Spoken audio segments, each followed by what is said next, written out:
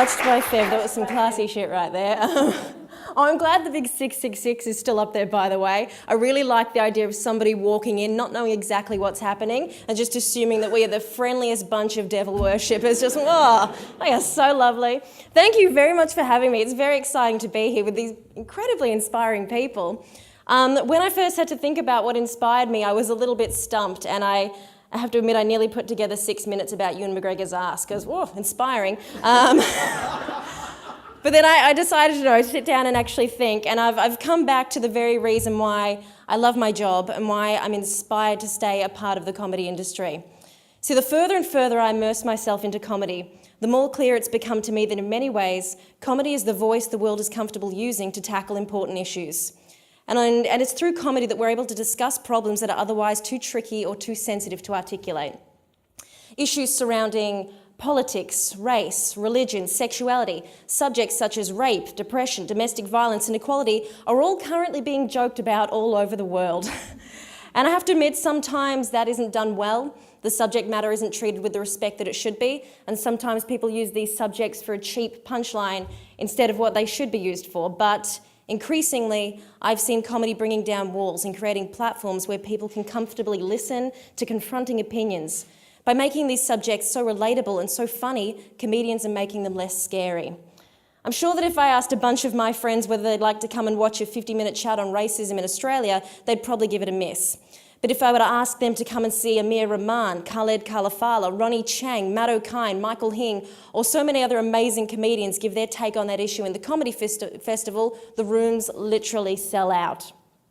One of the standout shows of this year's Comedy Festival was by a guy called Simon Keck, who did a show about his attempted suicide.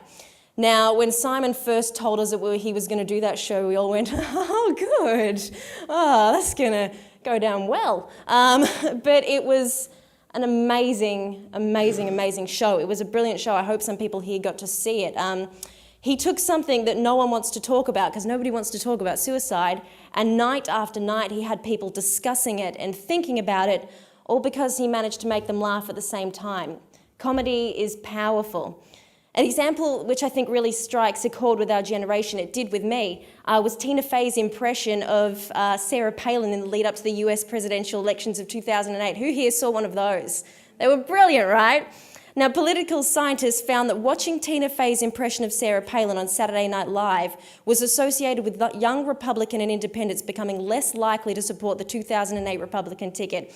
The jokes actually affected the outcome of that election.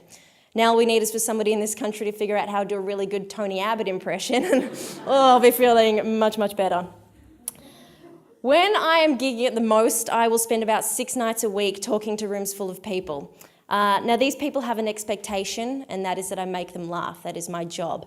But outside of that, there are no rules, and I can say whatever I want. Now, sometimes I don't always use this comedy as power thing for good. For example, last week, very confronting, very horrible story that happened to me. I bought some Cadbury Top Deck, right? And the milk bits weren't stuck to the dark chocolate bits, right? I know. I opened the packet and they fell apart. It's not as if it had been broken. It was like the chocolate glue bit that's meant to be there in the middle wasn't there, just they fell apart. So I wrote a very lengthy letter to Cadbury about this. I tweeted about this, I Facebooked about this, and now I'm in discussions with Cadbury about how we can rectify this problem. I think it's going to involve free chocolate, I'm not lying. So sometimes comedy, not used for good, used for evil. But sometimes I do actually have things that I want to talk about, things that get to me, things that I want to discuss.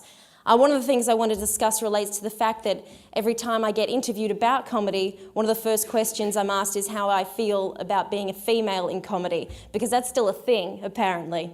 Now, I think perceptions surrounding female comedians are slowly beginning to change, but for many people still holding on to old-fashioned ideas, comedy is a male profession.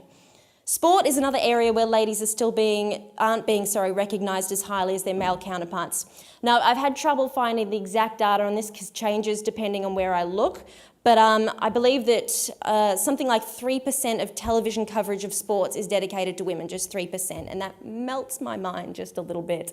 So to find an entertaining way of discussing this, a couple of years ago I decided to become a professional boxer. and I had a couple of fights. I've had 2 fights. I lost one, it was bad and it hurt, and I won one. Yeah, whatever.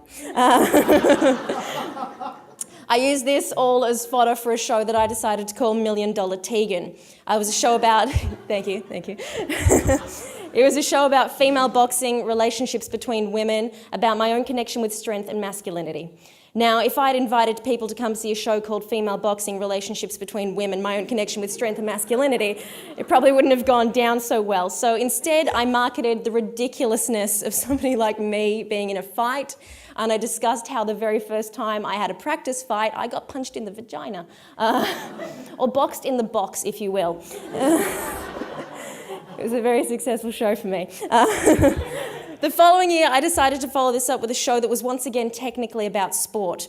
But this time, the overriding theme was about the media and the lack of privacy anyone in the limelight is awarded, and the terrifying lengths reporters will go to publish their stories, even if they know it isn't true.